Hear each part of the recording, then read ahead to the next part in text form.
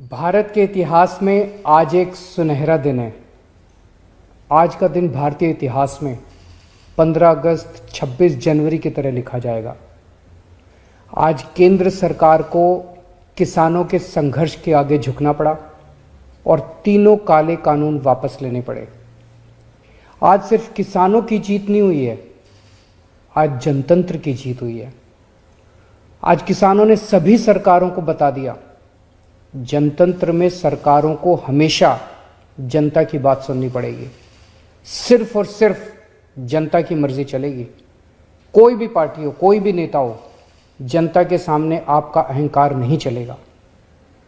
ये एक ऐसा संघर्ष था जिसने पूरे देश को एक कर दिया। इस लड़ाई में किसानों के साथ साथ मजदूरों, युवाओं, महिलाओं, आड़तियों, दुकानदारों ने सबने हिस्सा लिया। पंजाब हो या यूपी, बंगाल हो या केरल, पूरा देश किसानों के साथ खड़ा था। देश विदेश में रहने वाले सभी भारतवासी एक हो गए और इन सब ने मिलकर आज इतिहास रचा है। जिन्होंने धर्म जाति से ऊपर उठकर एक साथ सड़क पर तीनों काले कानूनों के खिलाफ ये लड़ाई लड़ी और आखिर में केंद्र सरकार को उनके आगे झुकना पड़ा, इन सभी की आज जीत हुई है। पूरी दुनिया के इतिहास में शायद ही इससे बड़ा या इससे लंबा कोई आंदोलन हुआ होगा।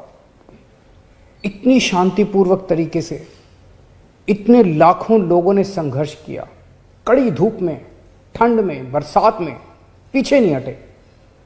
इस आंदोलन को तोड़ने के लिए सरकार ने, पूरे सिस्टम ने, एजेंसियों ने, पूरे के पूरे तंत्र ने न जाने क्या क्या कोशिश की।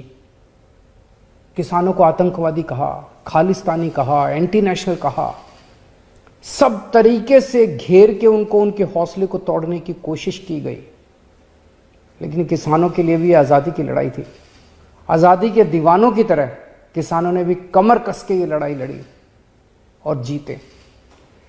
किसानों के प्रबल साहस के सामने वाटर कैनन का पानी सूख गया, सरकार की लाठियां टूट गई, कीलें गल गई, लेकिन सरकार उनका आत्मविश्वास और जज्बा नहीं तोड़ पाई। आज एक बात का दुख है, बहुत दुख है, 700 से ज्यादा हमारे किसानों ने अपनी जान गंवा दी। इसकी जरूरत नहीं थी, इनकी जानें बचाई जा सकती थी अगर ये कानून पहले वापस ले लिए जाते।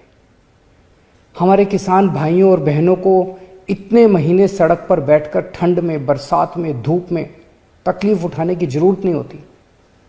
आज 700 से ज्यादा किसानों की जान चली गई, 700 से ज्यादा परिवार उजड़ गए। आखिर किस लिए? इन शहीदों को मेरा नमन है, इनके परिवार को भी मेरा कोटि कोटि प्रणाम है।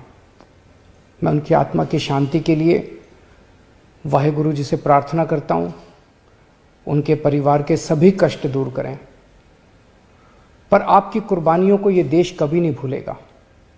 आज का दिन हमारे देश के बच्चों और नौजवानों के लिए एक सीख है कि अगर सही नीयत से, शांतिपूर्ण तरीके से संघर्ष करो, फिर चाहे मंजिल कितनी भी कठिन और दूर क्यों ना हो, सफलता मिलती ही है।